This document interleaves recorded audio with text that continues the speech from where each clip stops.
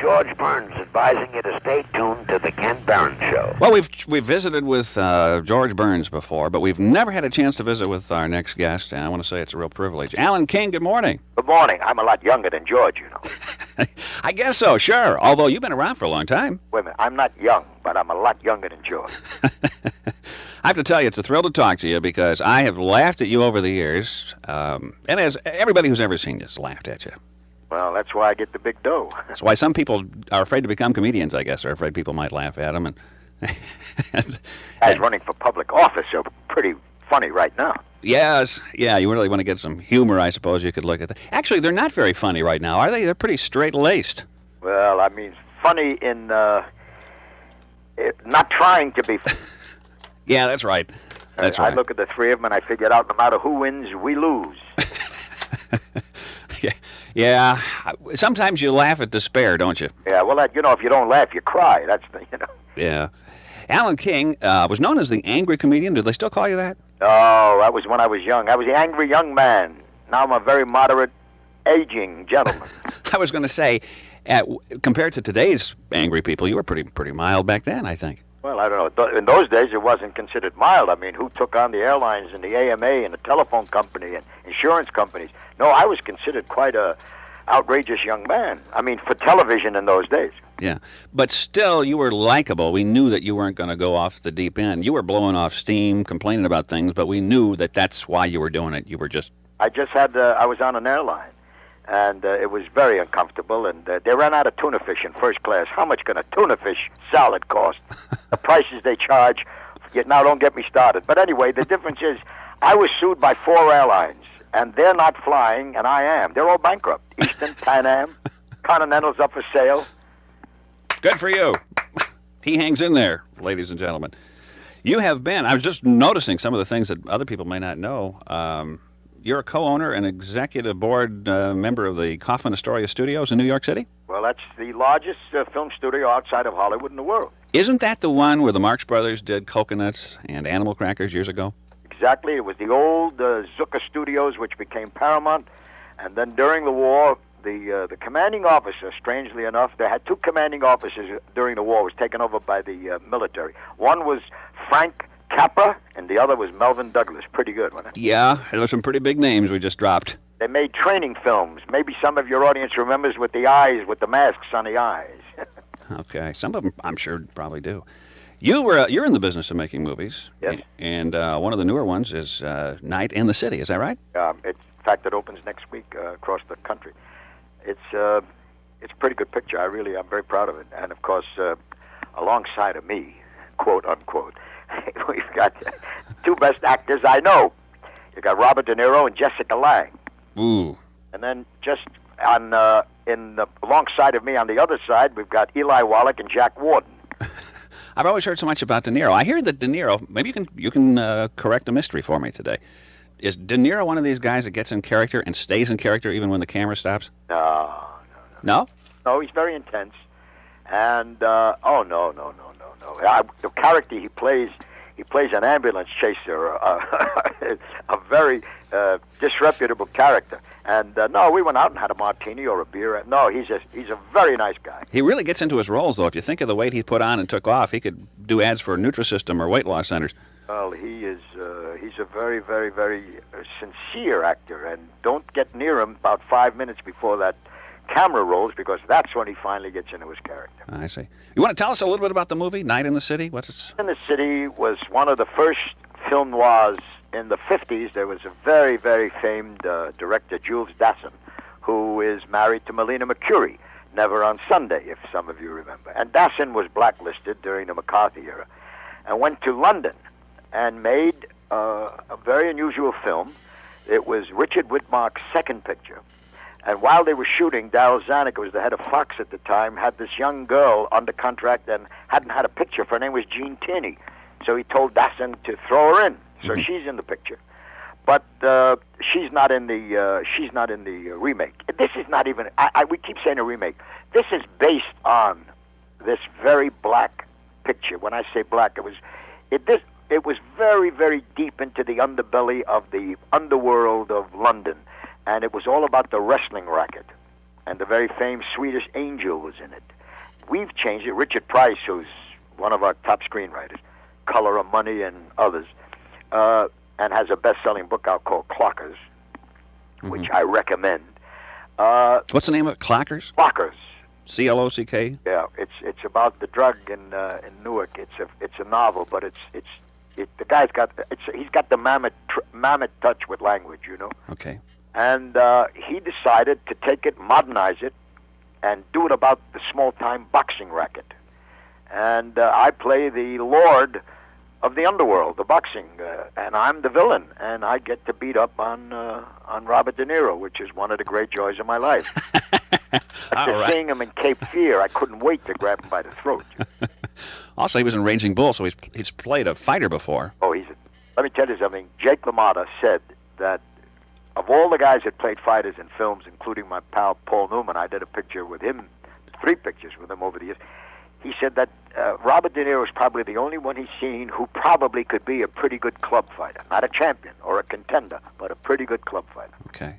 Alan King is on the line, and we're visiting. If you'd like to ask him a question, 829-2345 is my number, or 1-800-322-9377. You have had one of those great careers where you started out young. Everybody starts out young, I guess, but you worked in the Catskills, and then you were on the Ed Sullivan Show, and you've been making movies and making personal appearances. You're a hard worker. Well, it's been very rewarding, and yet when you're doing what you love, and people love you for it, doesn't seem like hard work at all. When you gotta sell shoes and you hate women's feet, hard work. That's hard work. We'll be right back. Look out! It's on the loose! The monster that you've seen, read, and heard about. It's Carzilla!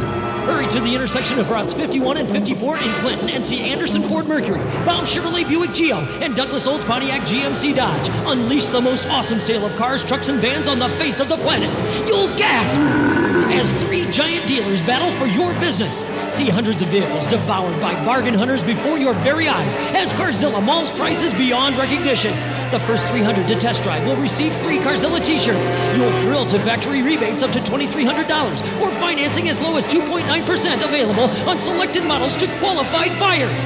Carzilla wants you to buy a car, truck, or van, and nothing can stop it. Plan to stay a while for the largest auto sale and selection in area history. Follow the searchlights to Clinton and shop tonight until 9 p.m. It all ends Saturday at 6 p.m., so hurry before Carzilla escapes. Mystery begins its fall season by introducing one of fiction's great detectives to PBS. Inspector Maigret. Chief Inspector Maigret. Maigret is the creation of Georges Simenon, the world's best-selling author. When are you going to stop bothering us? When you're both tried and convicted, mademoiselle. Michael Gambon portrays Georges Simenon's Maigret on public television's Mystery. Underwritten by Mobile. Don't miss Mystery tonight at 9 on WILL-TV Channel 12. Hot on the trail of a great carpet sale? Follow your nose to your Peerless Carpet Center. Now at Carpet Weavers, all Peerless carpets are on sale starting at $7.99 for a beautiful nylon carpet with 5-year stain and wear warranty. Or just $9.99 for an Anso Crush Resistor with 5-year no-matter crush warranty. Bag yourself a Peerless carpet at your Peerless Carpet Center. Carpet Weavers, we please people and we want to please you.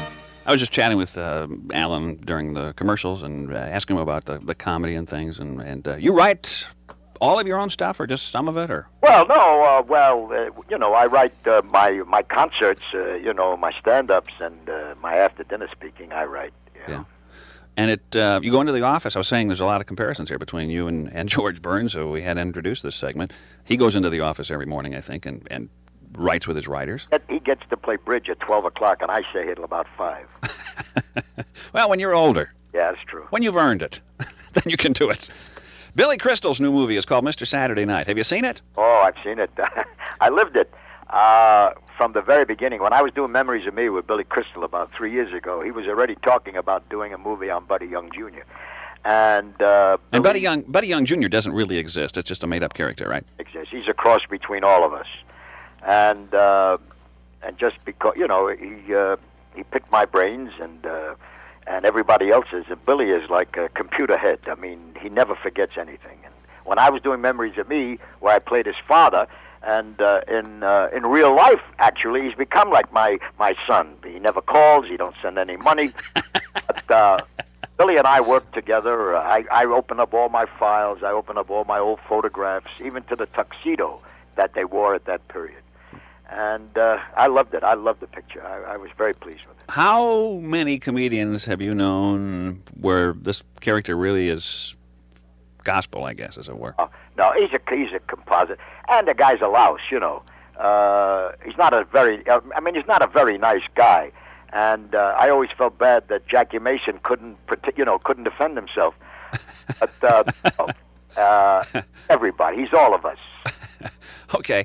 Milton Berle had a brother. Jackie and I worked in the Catskills. We came from sort of a ghetto background, but no. He goes for dramatic values, and this is a guy that didn't make it. He almost made it. It's sad, but it's funny. Yeah, and that's had to have happened to people. Oh, sure. I wonder how many people get into comedy though because of, or entertainment for that matter, because of something that's they're not happy. I know you've done a whole series of interviews with people. I'm on my 70th interview Inside the Comedy Mind, which is on Comedy Central HBO. Yeah, is there a common thread there through all of them where they? There seems to be several. One of them that I found in doing 70 interviews is that they're all 99 and 9/10 are smart. They're very smart and they're very bright. You cannot do comedy and not be smart and bright. You could be dumb and be a singer. Because you have Cole Porter and Irving Berlin writing your words for you. Yeah. But generally speaking, comedians are pretty bright people. And the other thing is that there seems to be, what you alluded to a little earlier, is that there seems to be some form of deprivation in their early lives. That's what I was going to try to say. Abused children, but ignored. Large family, or coming from one parent, or being an only child where the parents worked, growing up like George Carlin and in front of a television set as a youth. The Smothers Brothers, afflicted with one was deaf. Father was a prisoner of war of the Japanese. Growing up with some sort of deprivation and needing attention. Yeah, I think Tommy is dyslexic too. Yeah. Tommy is dyslexic. But I didn't know one of them was deaf when they were younger. Yeah, sure. And so they used comedy as a weapon when they were children, or looking for attention. Yeah. And as Steve Allen said last week, it pays to be Jewish. He says, well, that's one of his many problems. Says he just can't hack it. He's tried. But there again, that's a. He's Jewish by commission. There are those who, that particular group has been in situations they have no control over, so they use comedy as a way to get through tough times. Yeah, well, even Sid Caesar, who had a speech defect, and the only way he could beat it was by becoming somebody else. Yeah. I watched It's a Mad, Mad, Mad, Mad World not long ago, and it's funny you mentioned Phil Silvers. You mentioned Sid Caesar. Sid Caesar, well, but Phil Silvers was one of my mentors and one of my great pals. As I sit in my office right now, I'm looking at a picture of Phil and I on my desk. When Phil Silvers, they were all great in that movie, but when Phil Silvers pulls up in that car and starts talking to Jonathan Winters, we don't have to be told what kind of character he is. Oh, no. We know that this guy is going to try to get all he can. Well, his Bilko is one of the great television characters of all times. It's a great show. It's 10:19 in the morning at WJBC. Again, let me offer you a chance to talk with Alan King. 829-2345 is our number, or 1-800-322-9377. I love talking comedy, and I love talking with people who know what they're doing. You got involved in a debate with the British. Oh, yes, I did. And I'll tell you, I was on the floor. You talked about a theater, and I don't want to have you use a joke if you don't want to use it here, but you were talking about a theater that you had a particular problem in. Do you remember that line? About a theater? The design of the theater prevented you from succeeding. I was once reviewed. They said Alan King isn't bad. It was the way the theater was built. The seats faced the stage. I love it. I've had reviews like that. Those are painful, too, aren't they? In retrospect, they're hilarious. But when you're a kid and somebody writes that about you, you want to go out and fall in front of a truck. Yeah. How important is a cigar to you? Well, I don't really smoke anymore, but I don't think I could talk without it in my hand. That's like a prop, isn't it? Oh, yeah, and I'm very comfortable about it, and the audience expects it. And I do a whole thing on not smoking it now. Yeah. How about comedy and how it's changed over the years? They just did a retrospective on Jack Benny, and I loved Jack Benny as a kid. His humor was so gentle. His timing was wonderful.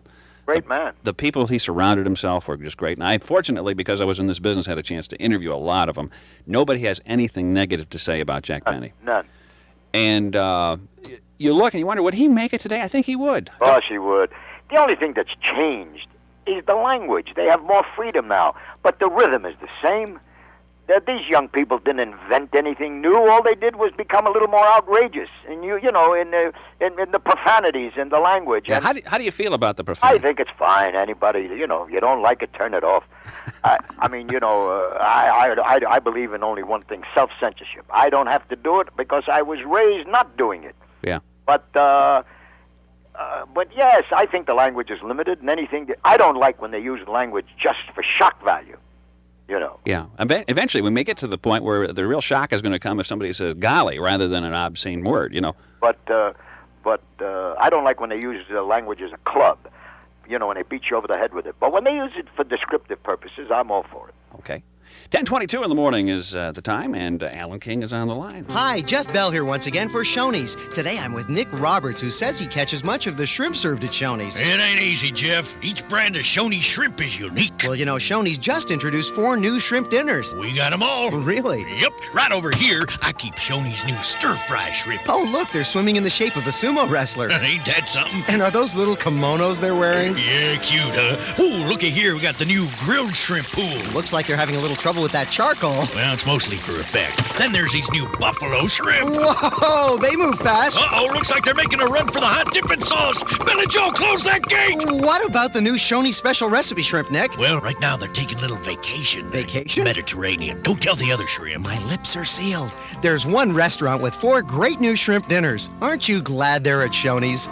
Right now at Shoney's, you can get a 24-piece shrimp dinner with potato and Shoney's famous all-you-care-to-eat soup, salad, and fruit bar for just $4.99 for a limited time at all participating Shoney's restaurants.